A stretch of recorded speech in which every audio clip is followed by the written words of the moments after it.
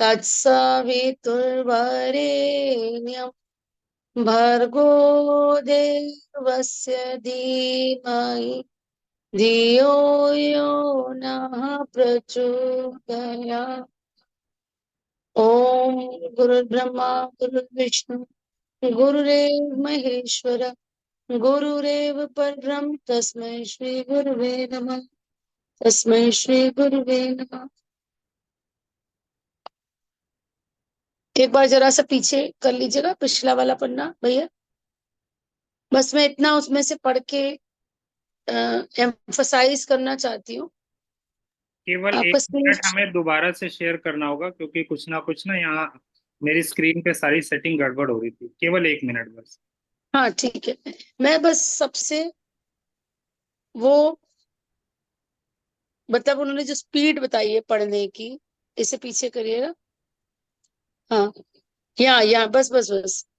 अध्ययन के संबंध में कह रहे हैं गुरुदेव कि कांग्रेस के कार्य के लिए काफी दूर दूर चलना पड़ता। चलते चलते आप देखिए, जब परामर्श या कार्यक्रम का समय आता तब पढ़ना बंद हो जाता। मतलब जो टाइम है वो चलने का टाइम भी नहीं वेस्ट कर रहे। तो इससे दो चीजें निकल के आ रही हैं, समय का सदुपयोग और स्वाध्याय का महत्व। तो ये तो गुरुदेव की मैं असीम अनुकंपा कहूंगी कि ये जो अंतः प्रेरणा उन्होंने स्वाध्याय शुरू करने की दी, क्योंकि ये वाला पार्ट वीक रहता था। एक सेकंड नोट करिए।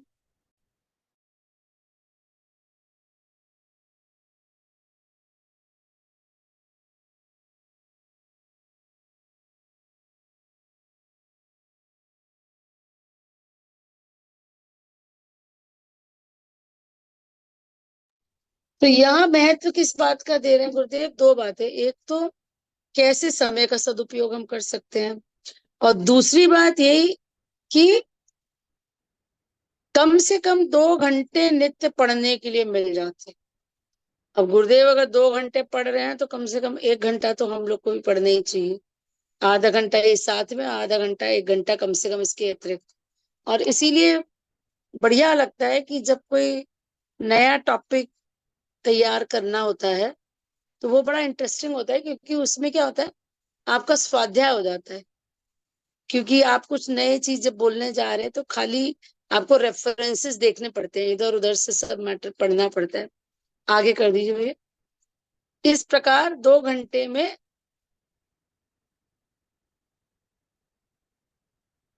इस प्रकार, हाँ 2 घंटे नित्य पढ़ने का समझ, कभी कभी ज्यादा भी। इस प्रकार 2 घंटे में 80 पृष्ठ, महीने में 2000, 24,000 पृष्ठ, और साल भर में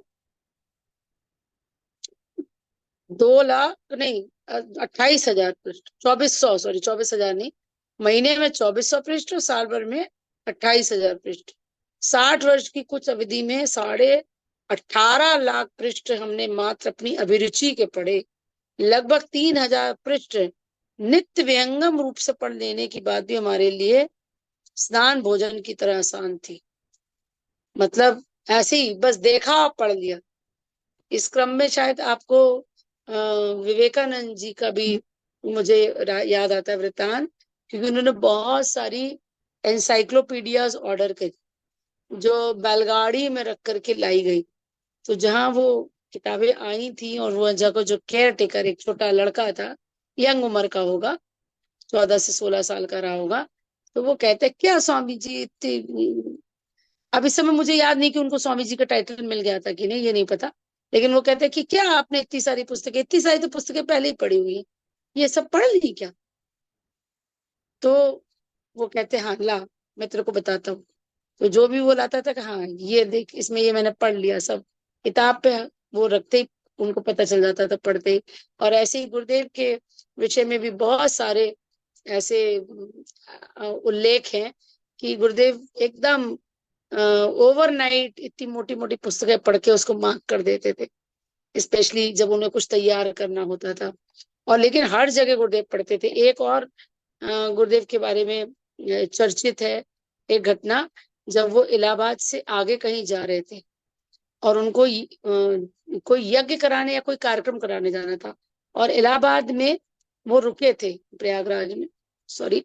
तो वहां रुके थे और वो बोले कि अच्छा अभी ट्रेन में टाइम है, तो मैं इतनी देर ये लाइब्रेरी हो जाता हूँ। और वो लाइब्रेरी में रहे, और जिनको साथ में जाना था उनसे बोले मुझे देर हो जाएगी, मैं सीधा आ जाऊंगा, तो सीधा ट्रेन में पहुंच जाना। अब वो पढ़े जा रहे थे, पढ़े जा रहे थे, तो एक और सज्जन थे, उन्होंने कहा पता नहीं क्या गुरुदेव को जाना नहीं है शायद। पर जिनको साथ में जाना था उनको गुरुदेव ट्रेन में मिल गए और लौट करके आए। तो जिनके यहाँ रुके थे बोले गुरुदेव तो गए ही नहीं, गुरुदेव तो रात में आए और सो गए, वो तो लाइब्रेरी से ही बहुत देर से है। बोले नहीं, गुरुदेव तो गए थे, गुरुदेव के साथ ही मैं गया हूँ, गुरुदेव तो मुझे ट्रेन में मिले थे। तो यहाँ दो बातें प्रूव हो गई, एक तो कि गुरुदेव एक समय पे कई जगह उपस्थित हो जाते थे, और गुरुदेव का जो किताबों स्वाध्याय के प्रति जो प्रेम था वो, है ना। गुरुदेव को ऐसी कौन सी चीज होगी उस लाइब्रेरी में जो गुरुदेव को नहीं पता होगी। तो लेकिन उनको जो पढ़ना था वो उन्होंने पढ़ा, और साथ साथ वो कार्यक्रम भी कराया। तो ये है जो माता उनकी। यदि यहाँ पे हम लोगों ने आदरणीय डॉक्टर साहब का वो नहीं सुना है, प्रणव पंड्या जी का, तो वो गुरुदेव के बारे में एक बहुत अच्छा सा वो कहते हैं कि जब मैं डॉक्टरी करके आया था, मतलब ये वो बताते हैं अपने उसमें कि जब मैं डॉक्टरी करके आया था और गुरुदेव से मतलब कहता था, एक बार मुझे कहीं जाना था कुछ साइंस का प्रेजेंटेशन वो देने। कानपुर ही जाना था, वो डॉक्टर साहब बता चुके हैं, डॉक्टर सारस्वत, कई बार मैंने इसको शॉर्ट में बता दिया। वो उसी का उल्लेख किया था कि डॉक्टर श्रद्धेव डॉक्टर प्रणब पंड्या को कानपुर आना था, और गुरुदेव ने उनसे कहा था इस बार तुम बोलोगे, क्या वो फिर देने का कानपुर के बहुत लिए बात था? है। जी, वो कानपुर के लिए था। और इसलिए उन्होंने बहुत सारी किताबें दी, उनके उनके हाथ पैर कांप रहे थे कि मैं क्या करूंगा। तो रात भर में गुरुदेव ने सारी पुस्तकें पढ़ के सब उसमें पैक मार्क करके लगा दे दिए थे। दी। वो उसी का जिक्र मैंने किया था, शॉर्ट में किया था मैं। तो आगे गुरुदेव लिख रहे हैं कि महापुरुषों की समाप्ति के बाद समय अधिक मिलने लगा, तब हमने भारत के विभिन्न पुस्तकालयों में जाकर के, देखो यहाँ भी ये रेफरेंस मिल गया जो मैंने आपको प्रयागराज के पुस्तकालय की घटना बताई, मैं जाकर ग्रंथों पांडुलिपियों का अध्ययन किया, वे हमारे लिए अमूल्य निधि बन गई। और गुरुदेव जो है श्रद्धेय डॉक्टर साहब को लिख लिख के लिस्ट दिया करते कि ये फला किताबें यहाँ से आनी है, वहां लाइब्रेरी से आनी है, ये सब बहुत किया करते थे। और ऐसा श्रद्धेय डॉक्टर साहब ने कई जगह इसका भी उल्लेख किया है कि श्रद्धेय को लगता था कि साधना कर लेनी चाहिए मुझे, और उनकी साधना में जब जैसे कोई वो अनुष्ठान कर रहे हो, एक दिन बचा है, और एक दिन बचा पूर्णाहुति का, बस लास्ट डे की साधना बची है, और गुरुदेव बुलवा बैठते थे, जाओ आपको वहां जाना है, वो किताबें लेके आनी है। अब वो सोचते थे कि क्या कहूँ इनसे, तो वो कहते थे कि वो मतलब उनके मन में रहता था कि एक दिन बाद भेज दे मुझे, तो कहते नहीं। और फिर एक अलग किस्से में ये भी है कि एक बार 40 दिन का अनुष्ठान श्रद्धेय कर रहे थे, तो गुरुदेव ने ऐसे ही बीच में इंटरप्ट करा दिया टुवर्ड्स द एंड। तो श्रद्धेय को लगा कि क्यों करा रहे हैं, अब मैं कर ही लेता, पूरा ही कर लेता। तो गुरुदेव ने उनकी मंशा समझ ली, वो बोले क्यों करना चाहते हैं, बोले गायत्री माता के दर्शन करना है मुझे। और तत्काल गुरुदेव जो है गायत्री माता में परिवर्तित हो गए, और श्रद्धेय को उन्होंने दर्शन दिए।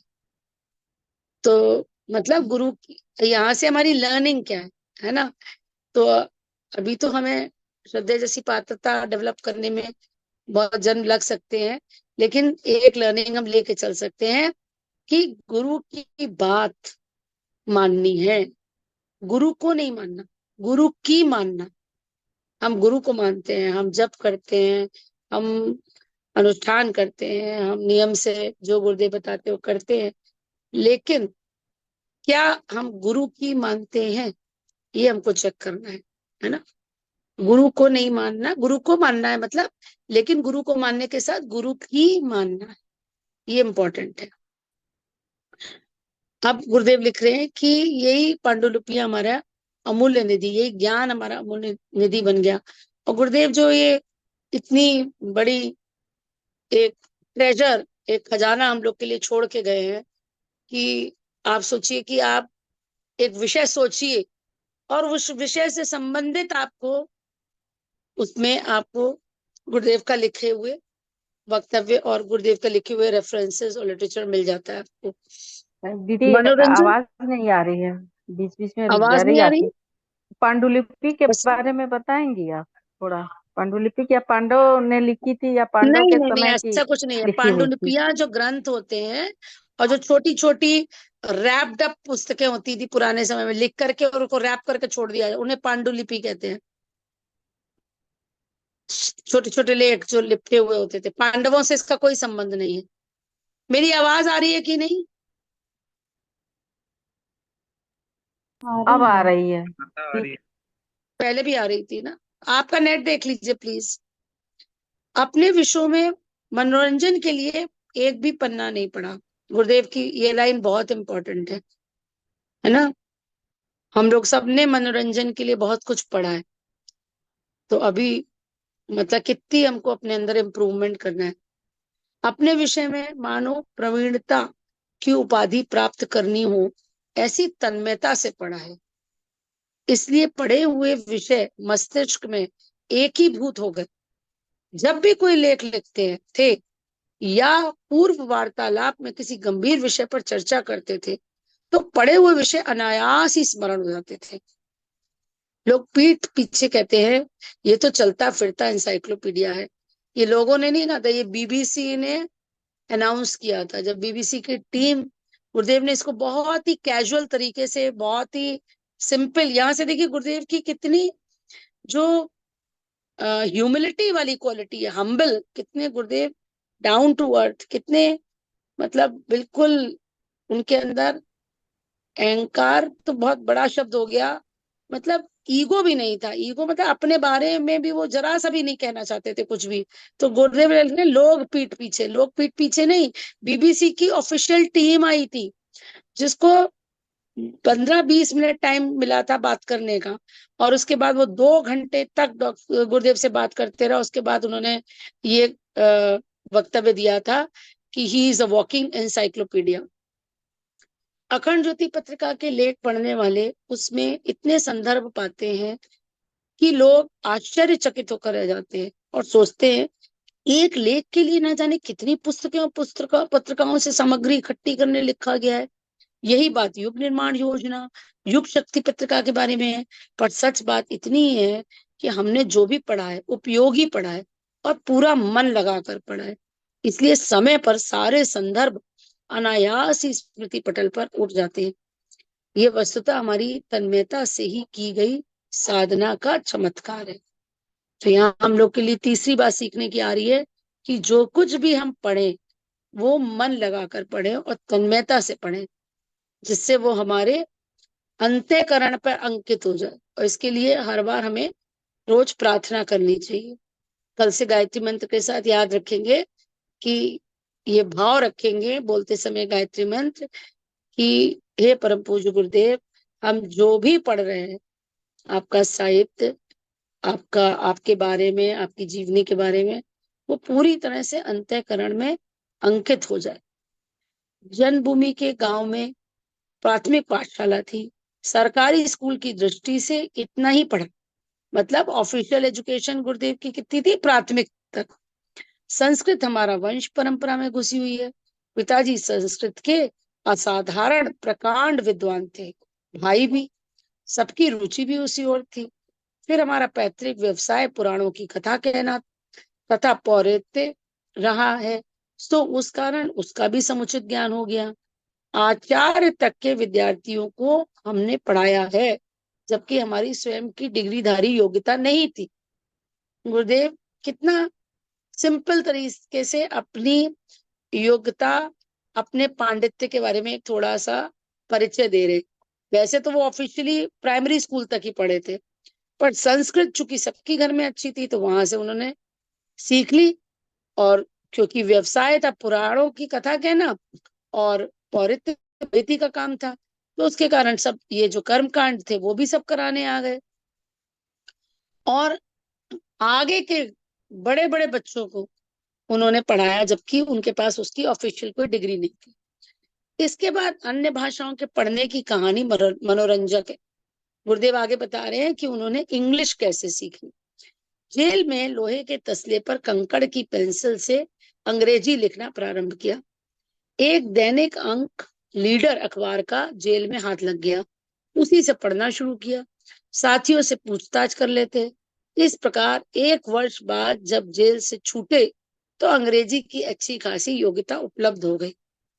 आपसी चर्चा से हर बार की जेल यात्रा में अंग्रेजी का शब्दकोश हमारा बढ़ता ही चला गया एवं क्रमशः व्याकरण भी सीख ली। बदले में हमने उन्हें संस्कृत एवं मुहावरों वाली हिंदुस्तानी भाषा सिखा दी। बार्टर सिस्टम, हम दे रहे हैं और कुछ ले रहे हैं। तो गुरुदेव ने वहां से इंग्लिश सीखी, अंग्रेजी सीखी और बदले में सबको संस्कृत और मुहावरे वाली जो हमारी प्रचलित भाषा होती है, जैसे मुहावरे में बात करते हैं, वो सिखा दी। अन्य भाषाओं की पत्रिकाएं तथा शब्दकोश अपने आधार रहे और ऐसी ही रास्ता चलते अन्य भाषाएं पढ़ ली। मतलब सोचो, अब ये कहीं ऑफिशियली मिलता नहीं है, किसी को ये पढ़ने में आया हो तो वो जानकारी दे कि अल्टीमेटली गुरुदेव को कितनी सारी भाषाएं आती थी। अन्य भाषाएं भी गुरुदेव ने सीख ली। गायत्री को बुद्धि की देवी कहा जाता है। दूसरों को वैसा लाभ मिला या नहीं, पर हमारे लिए चमत्कारी लाभ प्रत्यक्ष है। अखंड ज्योति की संस्कृत निष्ठ हिंदी ने हिंदी प्राध्यापकों तक का मार्गदर्शन किया।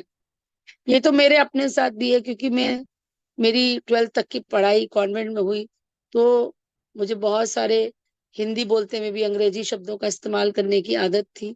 लेकिन अखंड ज्योति पढ़ते पढ़ते, गुरुदेव का साहित्य पढ़ते पढ़ते हिंदी पे पकड़ जो है मेरी धीरे धीरे अच्छी हो गई। स्वयं मैंने अपने अंदर ये अनुभव किया और गुरुदेव की कृपा रही, क्योंकि जब कुछ भी इस तरह का व्याख्यान देने के लिए जाते हैं तो ज्यादातर हिंदी में ही बोलना होता है। ये हम जब देखते हैं तो उस महाप्रज्ञा को ही इसका श्रेय देते हैं। अति व्यस्तता रहने पर भी विज्ञ की ज्ञान की विभूति इतनी मात्रा में हस्तगत हो गई जिसमें हमें परिपूर्ण संतोष होता है और दूसरों को आश्चर्य।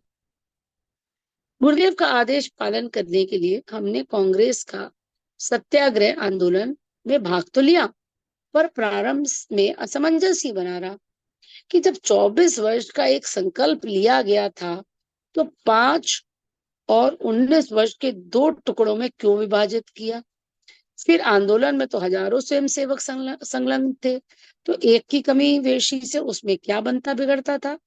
ये प्रश्न परम पूज्य गुरुदेव के मन में दादा गुरुदेव के आदेश पालन के को लेकर के आया कि ऐसा क्या इसमें आवश्यक है कि सत्याग्रह में हमको भाग लेना है। और उनके गुरुदेव ने इसको 2 भागों में विभाजित कर दिया, 5 वर्ष और 19 वर्ष, क्योंकि बीच में सत्याग्रह में भाग लेना था। तो ऐसा क्यों जरूरी था, जबकि इतने लोग उसमें पार्टिसिपेट कर रहे हैं, सत्याग्रही तो बहुत थे, और फिर अगर एक कम भी हो जाता तो क्या हो जाता। हमारे असमंजस को साक्षात्कार के समय ही गुरुदेव ने ताड़। अब ये उनके मन में क्या विचार उठा, क्योंकि ये क्यों डाउट उठ रहा है कि मुझे फ्रीडम स्ट्रगल में क्यों भाग लेना है, ये स्वतंत्रता संग्राम में क्यों भाग लेना है, क्या आवश्यकता। और इसके लिए जो 24 महापुरुषों का संकल्प है उसमें एक ब्रेक दिया जा रहा है। तो जब वो अपने गुरुदेव से मिले, मतलब जब आमना सामना हुआ फिजिकली, जब बारी आई तो उनकी परावाणी से मार्गदर्शन मिला कि युग धर्म की अपनी महत्ता है। उस समय की पुकार, उस समय का युग धर्म था स्वतंत्रता का संग्राम, स्वतंत्रता की लड़ाई। तो अगर आप उसमें पार्टिसिपेट नहीं कर रहे हैं, इसका मतलब आप युग धर्म का निर्वाह नहीं कर रहे हैं। आज का युग धर्म है परम पूज्य गुरुदेव के विचारों को जन जन तक पहुंचाना। आज का युग धर्म है किसी न किसी रूप में युग निर्माण में अपनी आहुति देना। तो अगर हम ऐसा नहीं कर रहे हैं तो हम युग धर्म का निर्वाह नहीं कर रहे, क्योंकि परम पूज्य गुरुदेव को दादा गुरुदेव ने ये बताया परावाणी से। अंतःकरण परावाणी होती है, जो होती है विचारों के संप्रेषण से। बैखरी, मध्यमा,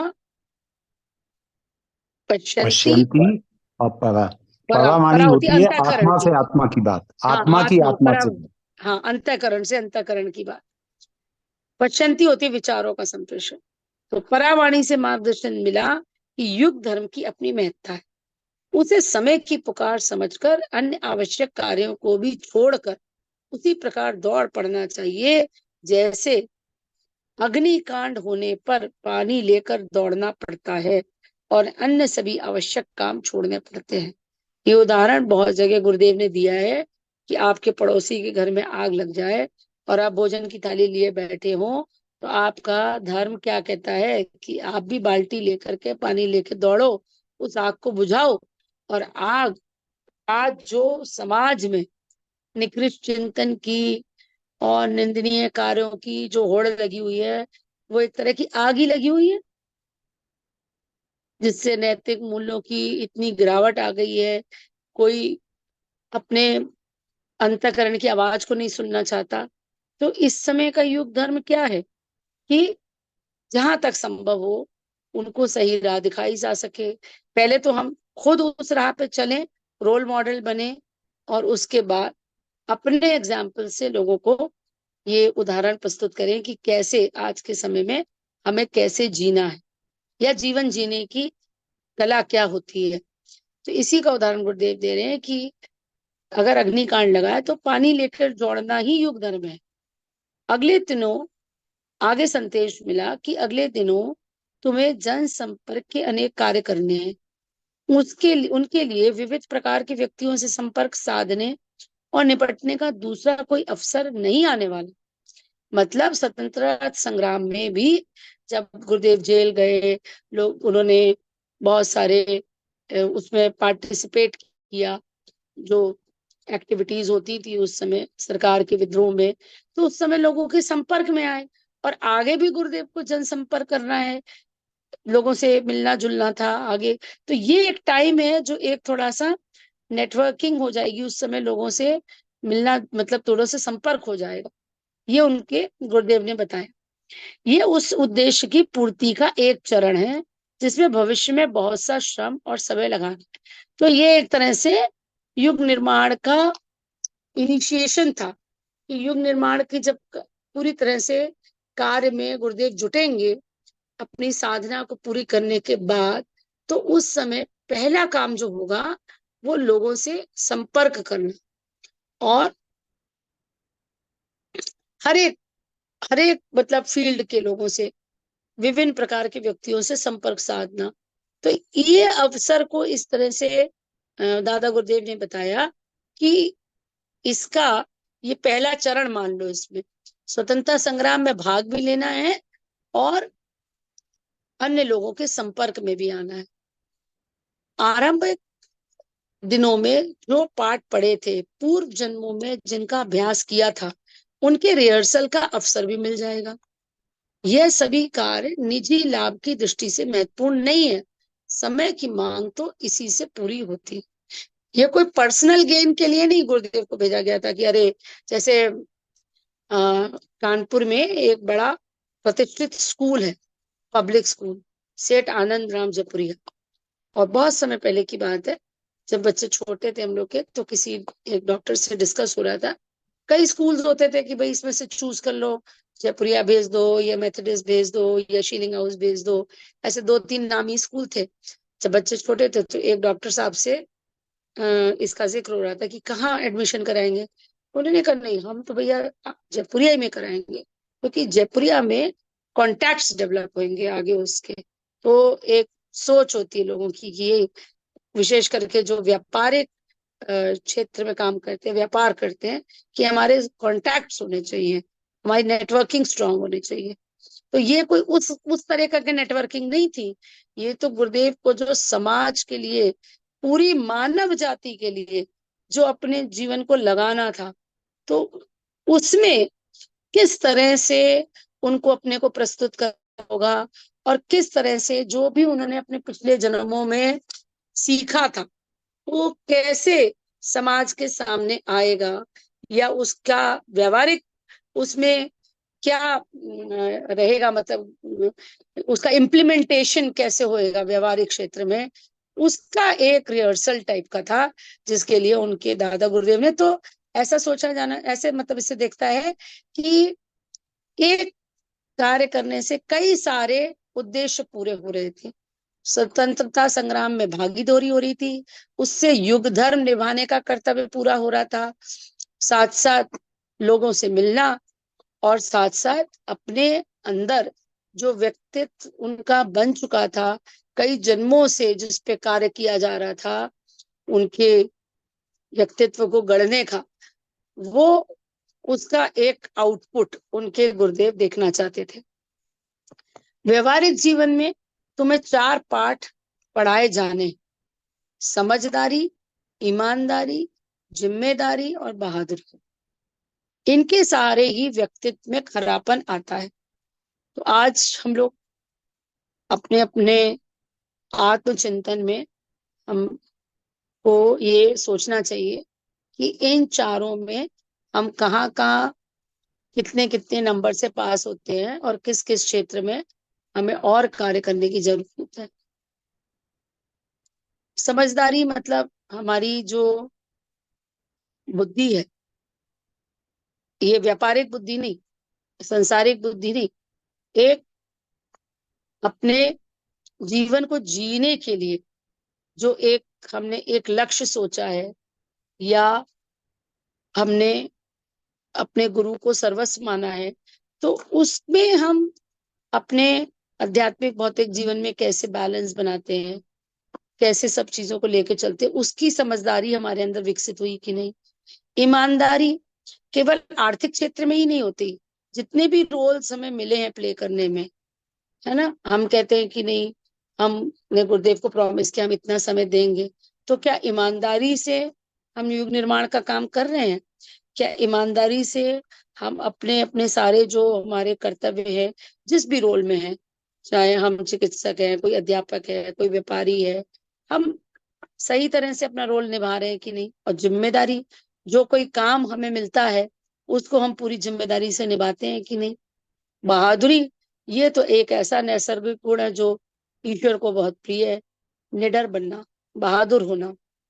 और कई जगह गुरुदेव लिखते हैं कि मुझे डाकू चोर लाके दे दो, मैं उनकी बुद्धि को उलट करके सीधा कर दूंगा, क्योंकि उनके अंदर एक गुण होता है कि वो लोग कायर नहीं होते, डरते नहीं है, बहादुर होते हैं।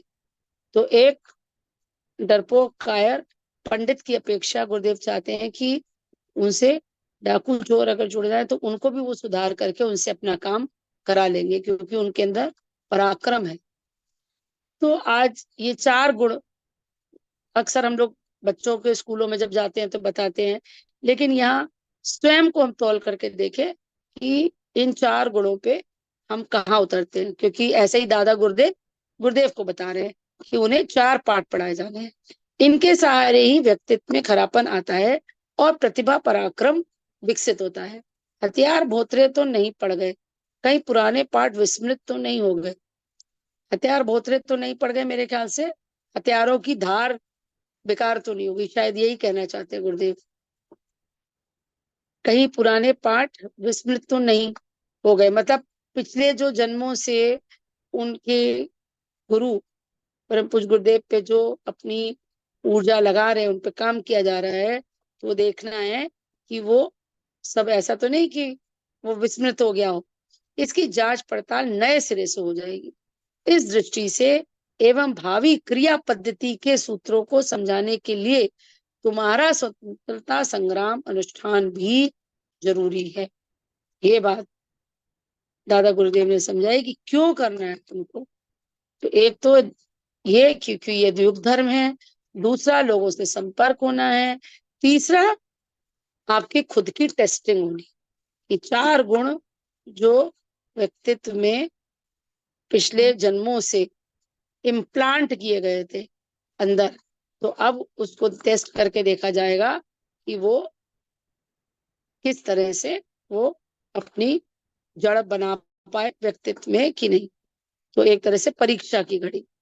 और इसकी आपको मालूम ही है सभी लोग को कि गुरुदेव ने कितनी अच्छे नंबरों से परीक्षा पास करी, जब उनके लाठी चार्ज हो रहा था और दांत में उनके झंडे का टुकड़ा फंस गया, तो वो लाठी बरसाते रहे लेकिन झंडा दांतों से गुरुदेव ने नहीं छोड़ा, वो टुकड़ा उनके फंसा ही रह गया।